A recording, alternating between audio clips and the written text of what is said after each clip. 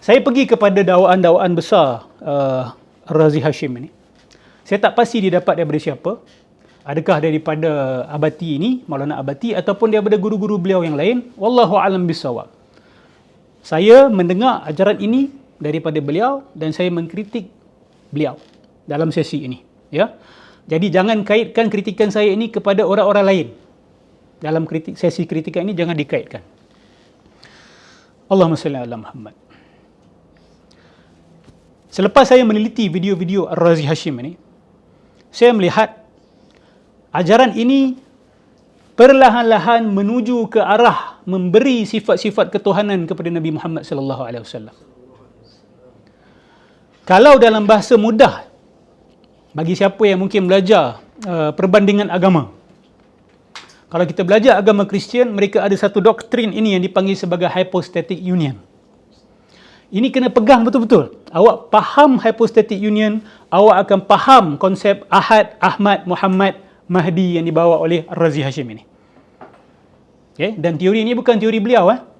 Beliau ambil daripada orang lain. It's an ancient idea. Hypostatic union adalah pegangan Kristian yang mendakwa bahawa Isa alaihissalam ada sisi kemanusiaan, dia ada human nature. He is completely human. In the same time, dalam masa yang sama, dia ada sisi Tuhan. Dia adalah Tuhan yang sempurna dan dia juga adalah manusia yang sempurna. Dia ada hakikat ketuhanan dan dia ada hakikat kemanusiaan. Kalau tanya Kristian, kalau awak jumpa Jesus Christ, kan? Awak pegang tangan dia tu. Adakah awak akan kata tangan dia itu memiliki apa kita kata zat ketuhanan? Atau tangan dia itu ada permulaan? Adakah tangan dia itu qadim ataupun hadis? Adakah tangan dia itu boleh dikatakan sempurna sepertinya zat Tuhan? Mereka akan kata tidak. Sebab itu sisi kemanusiaannya. Jesus Christ makan tak? Makan. Jesus Christ pergi tandas tak? Pergi. Ini dimaklumi oleh mereka. Jadi mustahil mereka kata tubuh itu adalah bersifat kesempurnaan Tuhan. Mereka tak kata. Mereka kata apa? Hakikat Isa itu adalah divine, adalah Tuhan. Jadi mereka bukan tidak tahu pemisahan itu, mereka tahu.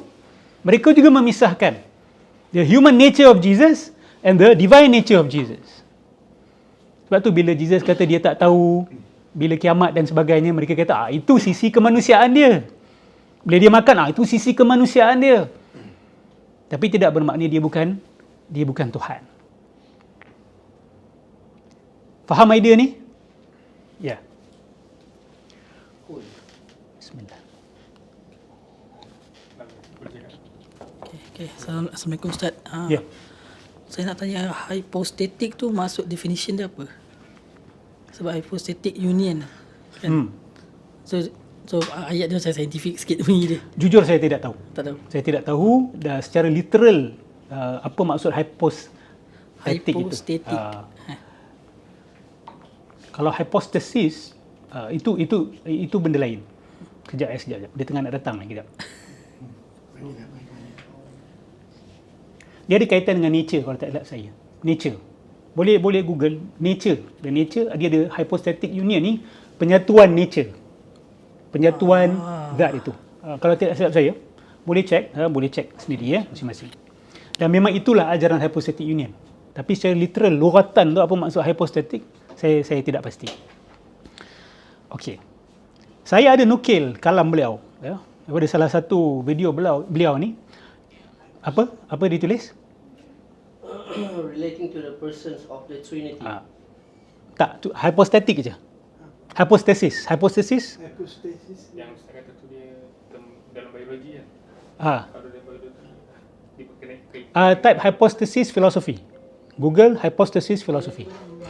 Philosophy, underlying reality of substance as Okey, betul. Okey, dia punya zat dia. Okey. As opposed to attributes. Yes. Zat berlawan dengan bukan sifat, dia bukan cakap pasal sifat, dia cakap pasal zat itu, the nature, the nature of God and the nature of Jesus ada unity, ada union. Okey, ni saya nukil, saya ambil video ni daripada salah satu video TikTok, ngobrol santai di rumah Ar-Razi. Kenapa Zat? Kenyang. Okey, apa yang beliau cakap? Kata begini, wajar kemudian Nabi Isa itu disembah, itu wajar. Kerana yang kelihatan oleh mereka bukan Nabi Isa. Kalam ini sendiri mutanaqid. Orang-orang yang sembah Nabi Isa ni, bolehkah kita kata bahawa mereka sebenarnya bukan melihat Nabi Isa?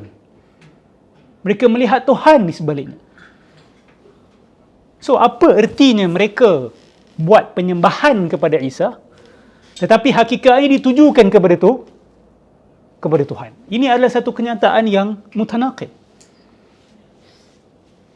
Wajar kemudian Nabi Isa itu disembah, itu wajar, kerana yang kelihatan oleh mereka bukan Nabi Isa. Siapa ni? Dia merujuk kepada siapa?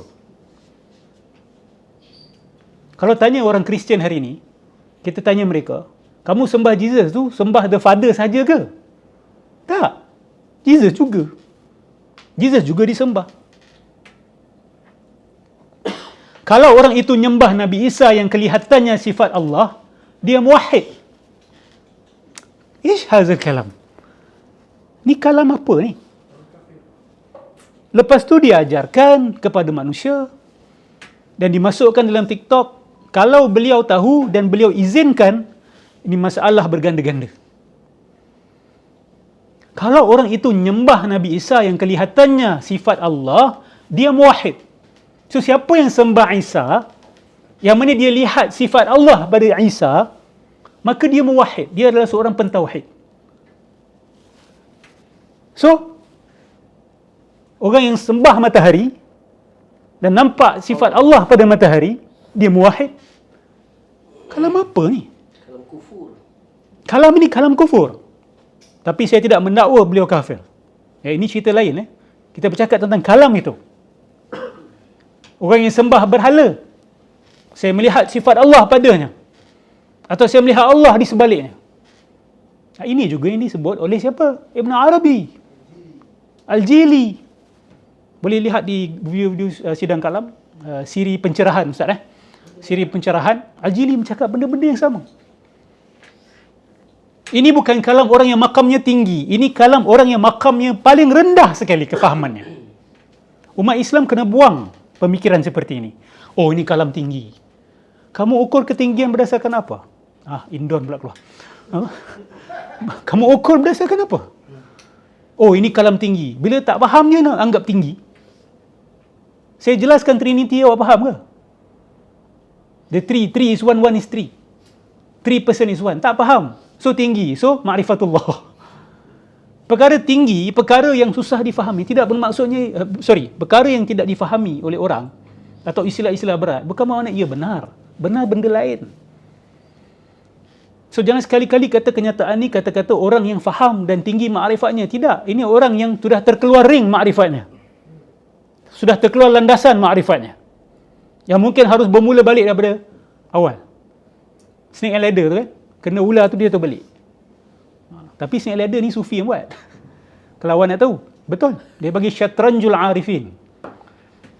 Ni cerita sikit je kan. 100 kotak tu adalah makam-makam nafsu.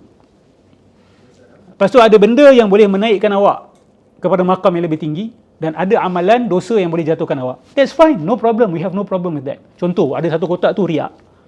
Riak jatuh jauh. So, kalam-kalam ini dia begitu juga. Ini zallah, ini kegelinciran. Tak mustahil orang yang dengar boleh jatuh kufur. Dan anda bertanggungjawab. Kerana tidak ada keperluannya bercakap, ngobrol isu-isu seperti ini. Tidak ada. Tidak ada keperluan. Bahkan membahayakan. Apa lagi beliau cakap? Nanti Nasrani ini kan dihisap ni. Apa yang dia lihat pada Nabi Isa, jika dia kata, aku melihat engkau ya Allah, selamat dia. La haula wala quwwata illa billahil aliyil azim. Ini bukan ma'rifatullah. Okey. Ini kejahilan. Tapi kalau melihat Isa binti Maryam, anak Allah, itu udah lewat itu. Maksud dia, ini melampau bagi dia. Nyembah Isa enggak bisa. Allah cemburu. Kan mutanaqid ini. Kan bercanggahan ini kalam ini. Nanti Nasrani ini kan dihisap ni. Apa yang dia lihat pada Nabi Isa. Jika dia kata, aku melihat engkau ya Allah, selamat dia. Siapa yang melihat Allah Subhanahu Wa Taala, melihat Allah dengan hatinya, syuhud dengan hatinya, dengan akalnya, dia tidak akan menyembah Isa. Jadi kenyataan menyembah Isa tapi melihat Allah padanya, itu kalam ngaur itu. Nyeleneh. Kan? Enggak nyambung. Enggak nyambung ini.